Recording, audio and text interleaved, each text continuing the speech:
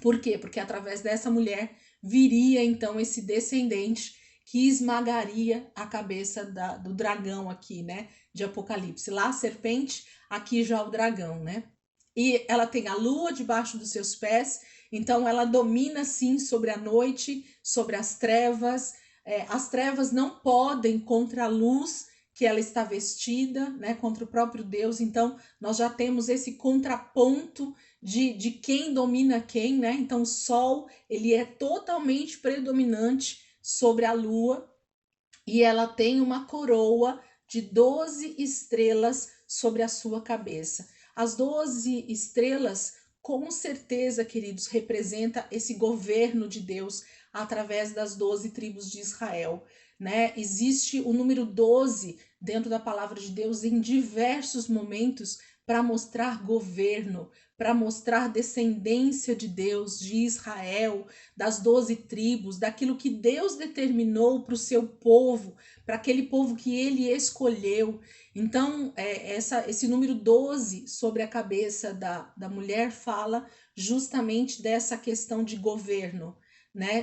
De que o governo está sobre essa mulher, a terra será totalmente governada por esse que vai nascer dessa mulher e que essas 12 tribos, esse governo de Deus sobre a terra, ele já existe. Deus determinou que através de Abraão houvesse uma linhagem e que dessa linhagem viessem 12 príncipes e desses 12 príncipes toda a nação de Israel, que é a noiva de Cristo, ok? Não vamos entrar nesse mérito, porque tem bastante coisa ainda para a gente falar, mas é isso que eu quero que vocês entendam. Então, a mulher que João está vendo é essa mulher, ou todas as mulheres, ou a mãe, a mulher de onde viria esse Salvador, e não precisamente Maria, que deu à luz realmente a Jesus.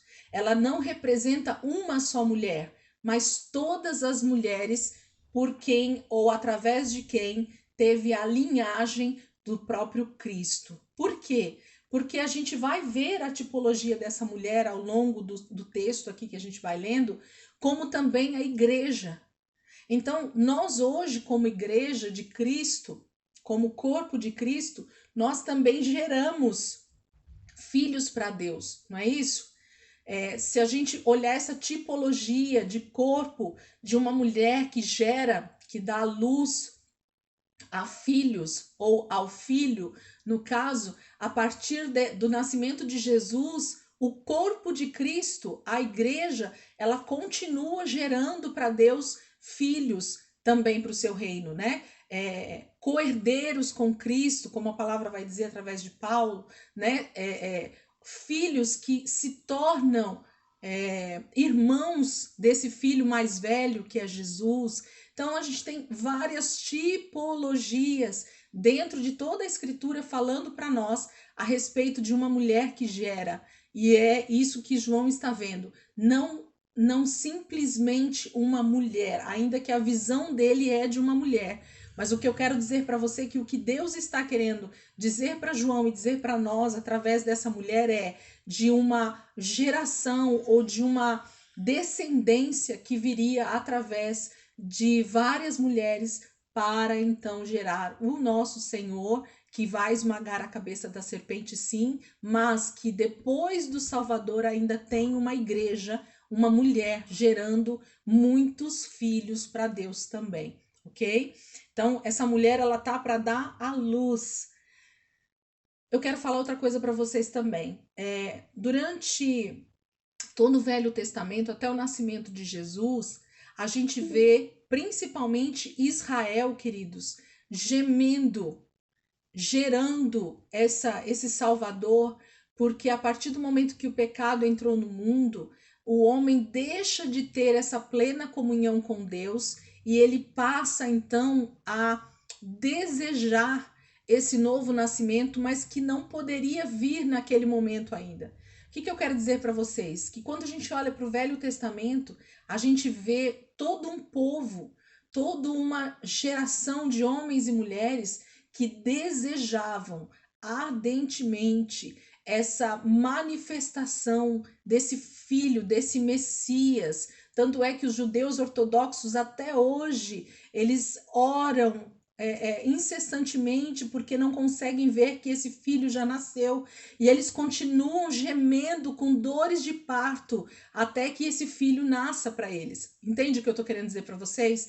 Essa oração incessante, esse desejo incessante de Israel pelo Messias é essa mulher que tá para dar a luz, que tá para que tá em trabalho de parto, né? É aquela nação, é aquele povo que geme pela manifestação do Filho de Deus para a redenção, para a restauração de todas as coisas. Então, o pecado trouxe essa dor de parto.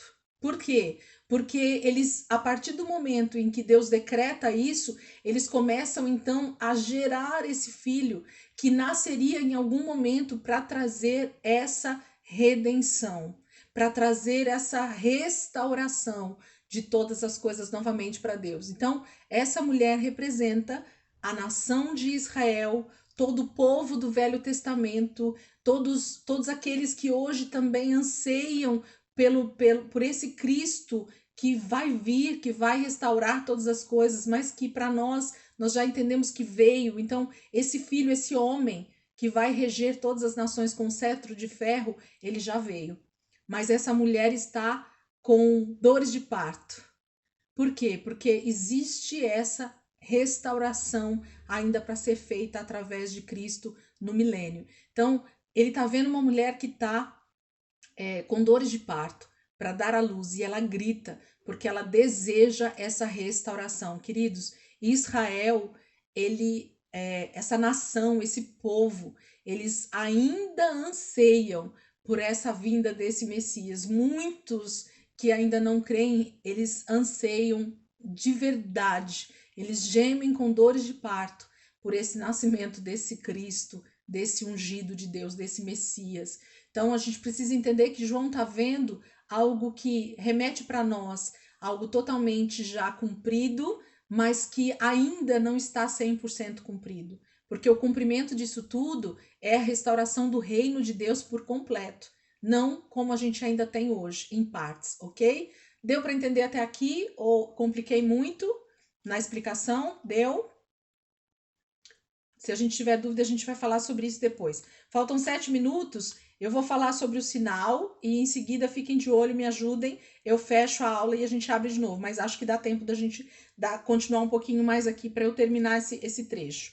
Versículo 3, aí ele começa mostrando outro sinal, que é o quê? Esse grande dragão vermelho com 7 cabeças e 10 chifres, tendo sobre as cabeças 7 coroas. Queridos, a gente não precisa nem ser um grande estudioso da palavra de Deus para já pôr um nome nesse dragão, porque o próprio texto já falou para nós quem ele é. Então você já pode colocar aí do lado facilmente para a gente ir identificando o texto. Quem é esse grande dragão vermelho? O diabo Satanás. A palavra está dizendo aqui embaixo, no versículo 9, ó. O grande dragão foi lançado fora. Ele é a antiga serpente chamada Diabo ou Satanás. Então, quem é o grande dragão vermelho? O grande dragão vermelho é o diabo, é Satanás. Então, nós já temos o nome. A gente não precisa nem pensar muito. O texto já nos falou quem é o grande dragão vermelho. Só que esse grande dragão vermelho, ele nos mostra alguns detalhes dentro dessa visão de João que vão ser extremamente importantes para nós entendermos o contexto do capítulo 12 e do capítulo 13. Fala o quê? Que eu mandei vocês anotarem. Esse grande dragão vermelho, ele tem 7 cabeças e 10 chifres, tendo sobre as cabeças 7 coroas. Coloca na palavra coroa governo, autoridade. Então, todas as vezes que a Bíblia vai falar para nós sobre coroas, lembra que eu falei das 12 estrelas aqui na coroa da mulher? Fala sobre as tribos de Israel, sobre as 12 tribos, sobre o governo de Deus. Então, a contrapartida aqui também é a mesma coisa. Então eu preciso entender a mesma linguagem que eu lanço para o lado espiritual, vamos dizer assim, eu preciso entender ele no reino físico, né? Então isso fala de um governo das 12 tribos, quando fala das 12 estrelas na cabeça da mulher, e automaticamente essas 7 coroas sobre as 7 cabeças do grande dragão vermelho também remete de autoridade, de domínio, de alguém que está no poder, ok? Então nós precisamos, escreve aí, nessas 7 coroas do dragão vermelho, nós falamos de poder, de domínio, de autoridade que alguém tem aí nessa história. Então fala que esse grande dragão vermelho, 7 cabeças. Então, cabeças que têm coroas. Então, nós falamos de 7 príncipes, vamos falar assim para a gente poder entender, ou 7 governantes,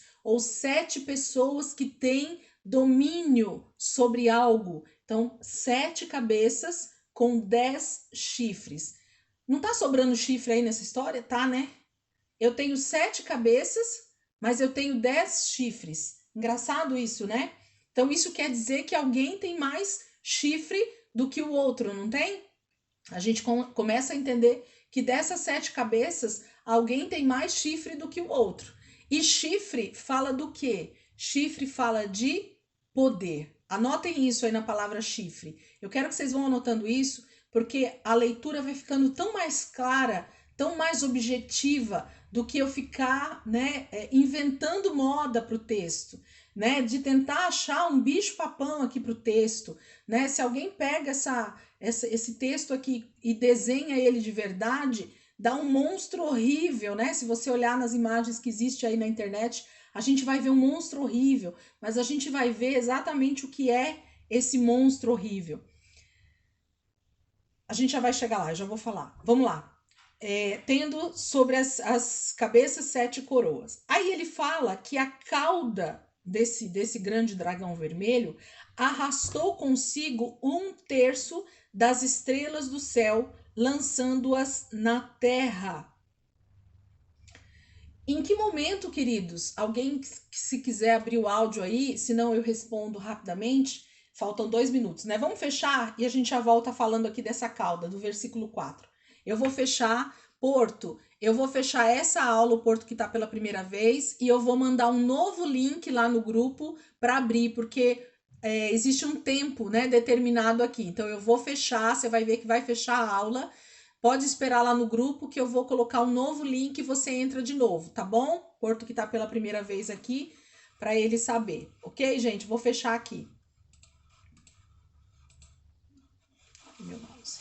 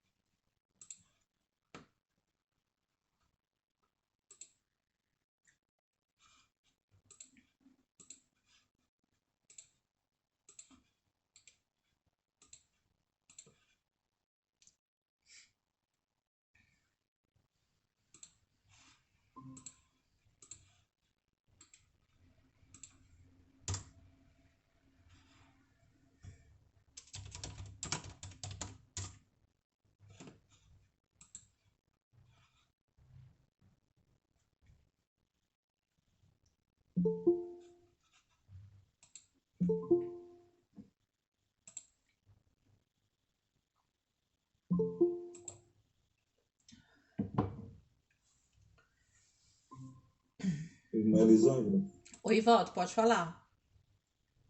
enquanto os irmãos estão retornando, inclusive os irmãos católicos, eles fazem menção à Nossa Senhora das Graças, se eu não me engano, que tem essa imagem mesmo, eles têm essa imagem de Maria, aos pés tem uma serpente, tem uma lua, eu não sei se é o planeta Terra, tem uma lua, meia lua assim, né, desenhada não, esculpida mesmo, e tem algo redondo, que eu acho que é o planeta Terra, né, eles fazem muito essa menção.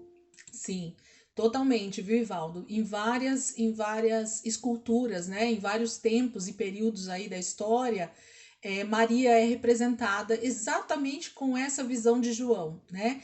Tendo aquela coroa de 12 estrelas na cabeça, eles desenham ela e aí fazem o corpo dela com uma roupa, né, de brilho, né, e tudo mais, e colocam ela como essa mulher de Apocalipse 12, sim.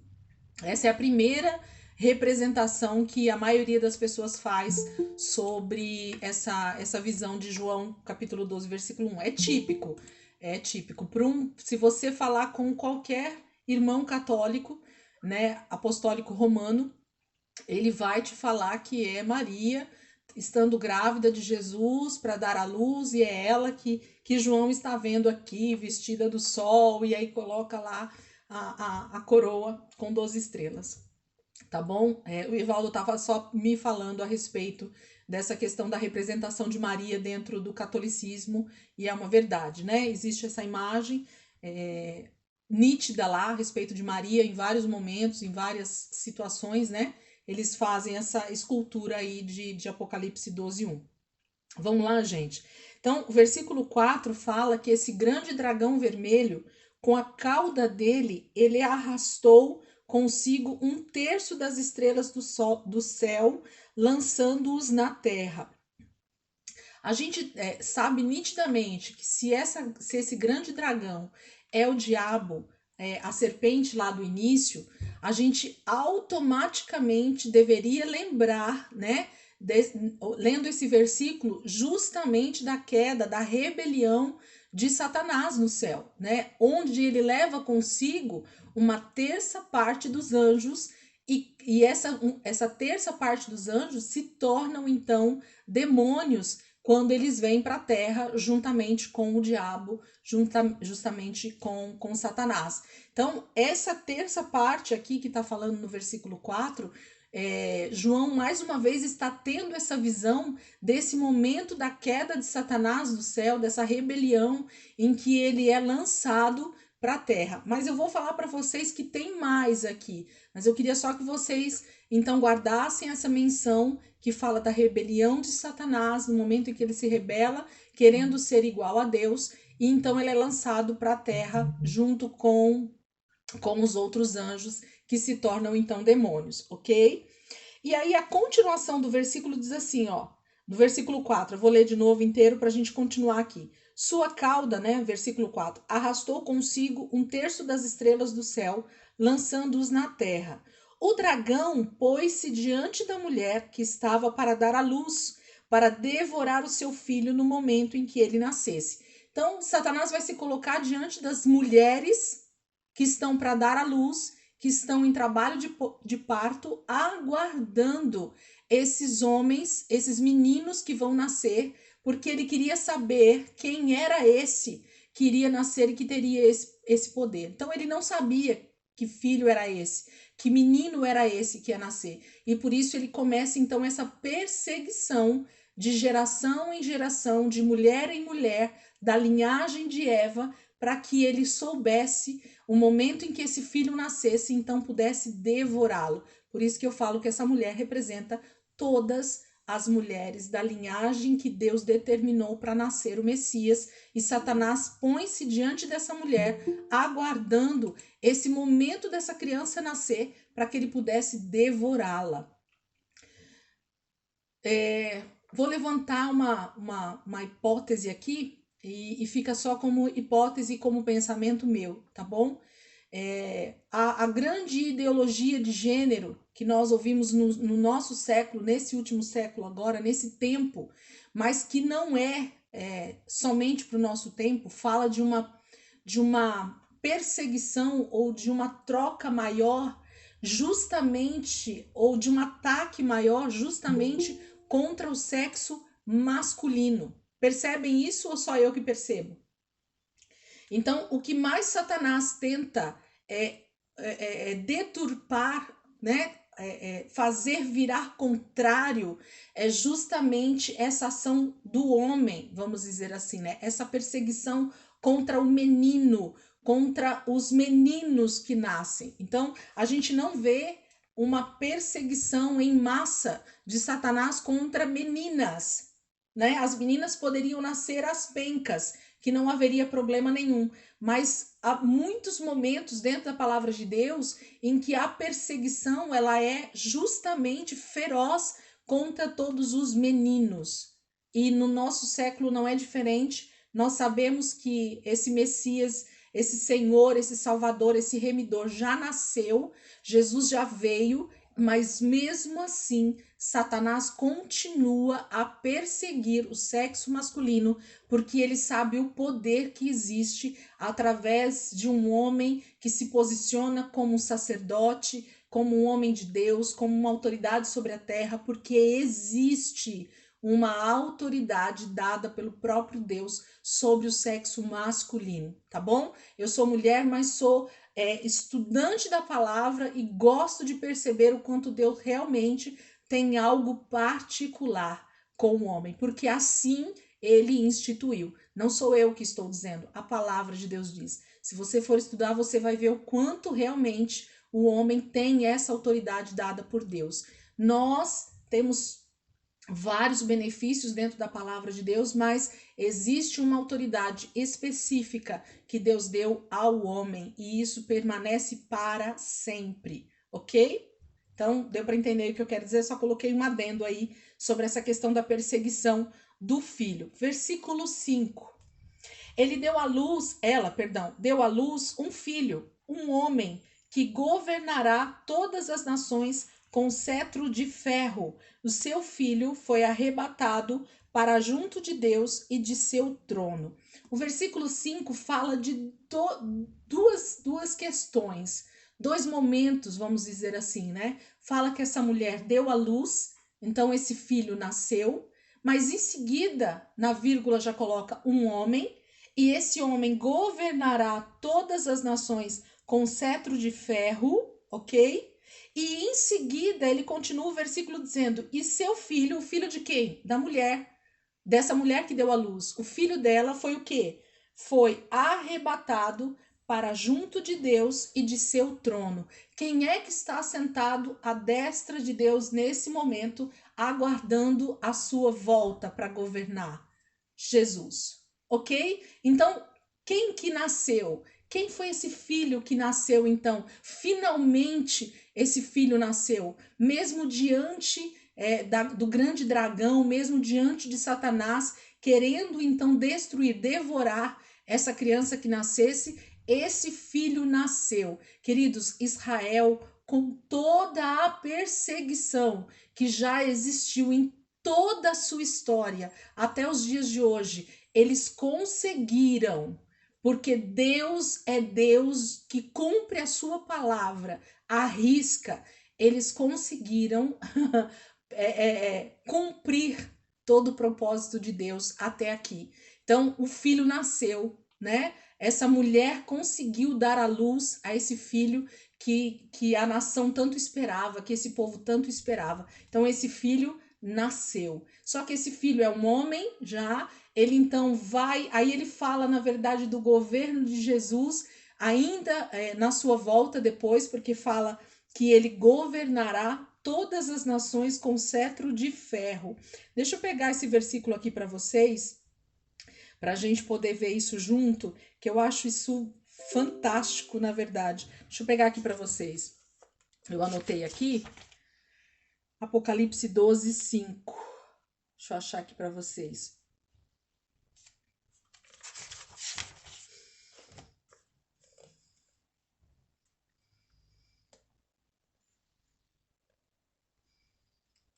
Vamos abrir lá em Salmos 2 para a gente ver esse texto que fala justamente sobre esse que vai governar toda a terra com cetro de ferro. Salmos 2, queridos, é totalmente escatológico. É fantástico esse salmo. E quando a gente começa a entender, né, a palavra de Deus, de Gênesis a Apocalipse, o que Deus está falando ao longo da história sobre esse cumprimento das profecias, é maravilhoso. Salmo de número 2. Salmos de número 2.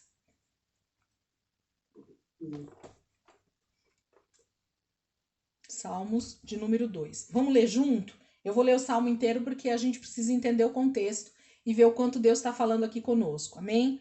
Salmos de número 2. Diz assim: Por que se amotinam as nações e os povos tramam em vão? Os reis da terra tomam posição e os governantes conspiram unidos contra o Senhor e contra o seu ungido e dizem. Então, o salmista está dizendo que as nações, elas se juntam, elas se unem, né? Aqui a palavra na minha versão está se amotinam, né? Quando se unem para ir contra alguém, quando se unem para fazer guerra contra alguém, né? Então o salmista está dizendo: por que se amotinam as nações e os povos tramam em vão? É em vão que eles fazem isso, porque Deus já tem todo o plano traçado. Versículo 2: Os reis da terra tomam posição e os governantes conspiram unidos contra o Senhor e contra o seu ungido. E dizem, essas nações dizem: façamos em pedaços as suas correntes e lancemos de nós as suas algemas. Então eles querem ser totalmente livres desse domínio de Deus, do seu povo, e eles querem ser, né, os que regem toda a terra. Versículo 4. Do seu trono nos céus, o Senhor põe-se a rir e caçoa deles. Queridos, olha essa cena. Deus está sentado no seu sublime trono, regendo toda a história da humanidade, e ele vê isso acontecer, e a palavra, o salmista está dizendo que Deus ri-se deles. Deus está rindo. Deus tem um senso de humor maravilhoso, porque ele diz assim: Satanás acha, o grande dragão acha que tem poder para ir contra o meu povo, para ir contra a nação que eu escolhi, para ir contra todo o propósito que eu tenho sobre a humanidade, sobre o meu povo, sobre a eternidade. Então, Satanás ele é um grande perdedor, porque ele já sabe o seu futuro e ainda assim ele trama, né?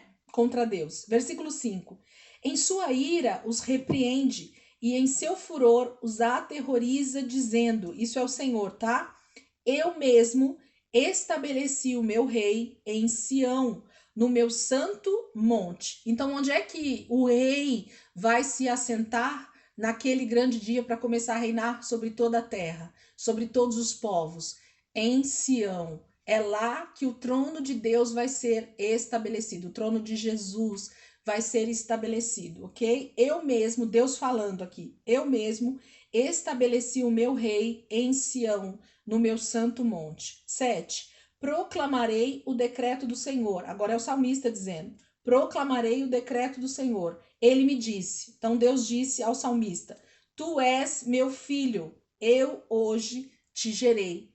Profeticamente, Davi dizia isso a respeito do próprio Cristo, porque depois do Novo Testamento esse texto vai ser citado sobre Jesus. Tu és meu filho, eu hoje te gerei. Então, esse versículo vai ser citado justamente ali nos evangelhos, porque eles citam sobre o próprio Cristo. Versículo 8. Pede-me. Deus está falando para o seu filho, para esse que vai habitar com o seu trono em Sião. Versículo 8. Pede-me e te darei as nações como herança e os confins da terra como tua propriedade. Esse versículo é um versículo muito falado, queridos, a respeito de missões, né? Eu já vi diversas pessoas citando esse versículo a respeito de missões, né? Pede-me, te darei as nações como herança e os confins da terra como tua propriedade, dizendo no sentido da gente ir alcançar as nações. Mas aqui Deus está falando, profetizando através do salmista Davi a respeito do futuro escatológico de Cristo, de que ele então teria todas as nações da terra sobre o seu domínio. O Pai, o próprio Deus, está dizendo para Jesus: pede-me e te darei as nações como herança e os confins da terra como tua propriedade. Versículo 9. Ainda Deus falando: tu as quebrarás com vara de ferro e as despedaçarás como a um vaso de barro. Quem fala isso aqui também a respeito do vaso de barro é Jeremias, se não me engano. Deixa eu pegar aqui o versículo para a gente ler junto. Mas eu vou terminar aqui e a gente vai ler, acho que é Jeremias que fala sobre esse versículo.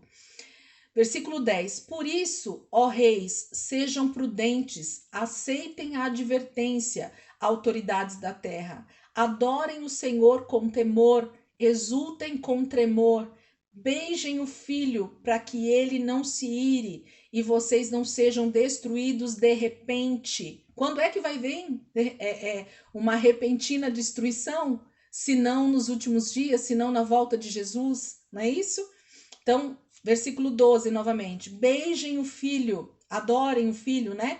Para que ele não se ire e vocês não sejam destruídos de repente, pois num instante acende-se a sua ira. Como são felizes todos os que nele se refugiam. Quem estiver refugiado no Senhor vai ser, então, livre, né? Dessa destruição repentina. E aqui o salmista está falando ainda precisamente com as autoridades, com as pessoas que estão sobre nações, com pessoas que estão com autoridade sobre povos, sobre línguas, sobre nações, né? Pessoas que têm realmente autoridade nas suas mãos. Essas pessoas devem temer ao Senhor. Por quê? Porque vai vir uma repentina destruição. E os primeiros a serem, na verdade, julgados pelo seu mau comportamento vai ser justamente essas autoridades que levaram os povos a se prostituir, a se a sair, né, da presença do Deus Todo-Poderoso. Então Deus está chamando, através aqui do salmista, a responsabilidade a essas autoridades nas nações. Mas o versículo 9 fala aquilo que nós acabamos de ler lá em Apocalipse 12. Tu as quebrarás com vara de ferro e as despedaçarás como a um vaso de barro. Deixa eu pegar a referência aqui do profeta falando sobre essa questão do vaso de barro. Deixa eu pegar aqui. 2:9. Quem já achou aí? Já achou aí, pastor?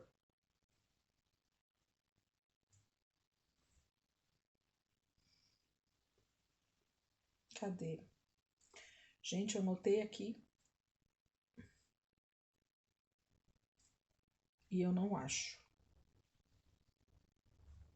É um dos profetas mesmo, Isaías ou... Deixa eu pegar aqui se tá no livro de Apocalipse, eu anotei aqui. Eu acho que é Isaías, viu?